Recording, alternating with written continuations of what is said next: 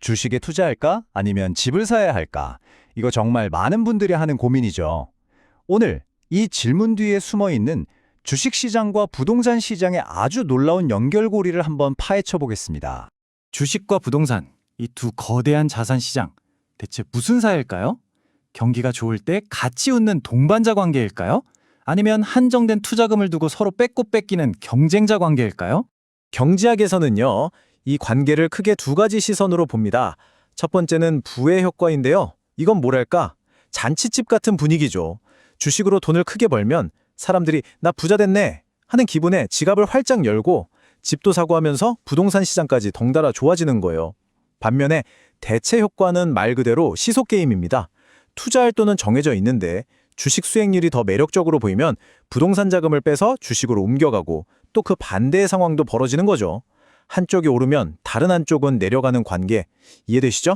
자, 그럼 우리나라 한국 시장은 어떨까요? 잔치집일까요? 아니면 시속게임일까요? 아주 흥미로운 연구 하나가 여기에 대해 놀라울 정도로 명확한 답을 줬습니다.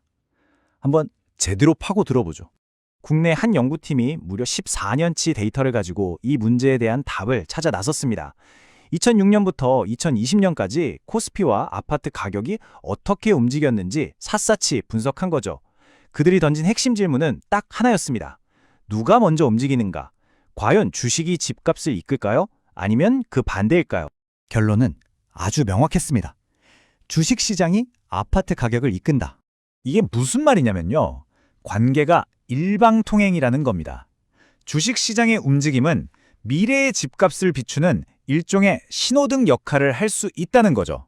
하지만 반대 방향으로는 길이 막혀 있어요. 즉, 집값이 아무리 올라도 그게 코스피 지수를 끌어올리는 직접적인 원인이 되지는 않는다는 정말 흥미로운 결과가 나온 겁니다. 그런데 말이죠. 이 주식이 집값을 이끈다는 공식이 항상 언제나 똑같이 적용될까요? 여기에 시간이라는 변수를 더하면 이야기가 훨씬 더 재밌어집니다. 이번엔 우리나라가 아닌 케냐의 사례를 통해 이 관계의 또 다른 얼굴을 한번 살펴보겠습니다. 케냐 시장을 분석해 보니까요. 이 관계라는 게 딱 고정된 게 아니더라고요. 어떤 시간의 창으로 보느냐에 따라 그 성격이 완전히 달라진다는 사실이 밝혀졌습니다.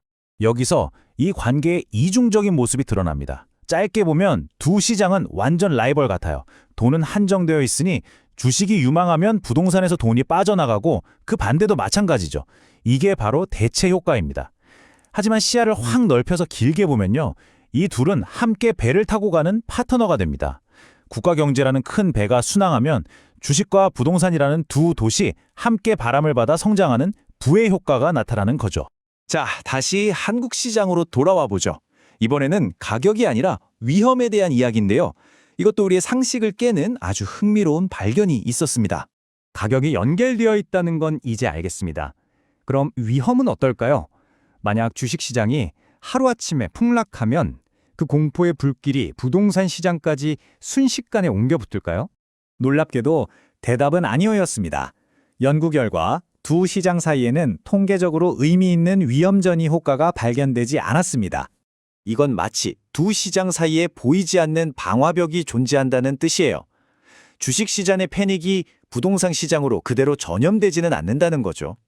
생각해보면 그럴만도 한 게 주식은 클릭 한 번으로 팔 수 있지만 집은 그렇게 쉽게 팔 수 있는 자산이 아니잖아요. 바로 이 유동성의 차이가 위험의 전이를 막는 방화벽 역할을 하는 셈입니다. 자, 그럼 이 모든 분석이 투자자인 우리에게 말해주는 건 뭘까요? 투자의 관점에서 최종적으로 한번 정리해보겠습니다. 오늘 분석에서 우리가 꼭 기억해야 할 세 가지 핵심 규칙입니다. 첫째, 주식시장을 먼저 봐라. 한국에서는 코스피가 집값의 미래를 알려주는 신호탄입니다. 둘째, 시간을 다르게 봐라.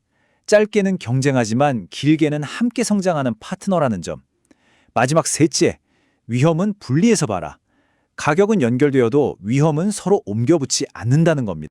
이 발견은 정부 정책에도 아주 중요한 힌트를 줍니다. 만약 집값을 안정시키고 싶다면 그 전에 먼저 주식시장부터 튼튼하게 만들어야 한다는 거죠. 주식시장이라는 엔진이 안정적으로 돌아가야 시차를 두고 부동산 시장이라는 배도 흔들리지 않고 순항할 수 있다는 의미입니다. 마지막으로 여러분께 질문을 하나 남기겠습니다. 주식시장이 부동산의 미래를 보여주는 일종의 미리 보기와 같다는 사실을 알게 된 지금, 여러분의 다음 투자 결정은 어떻게 달라질까요? 이 신호를 어떻게 활용하시겠어요?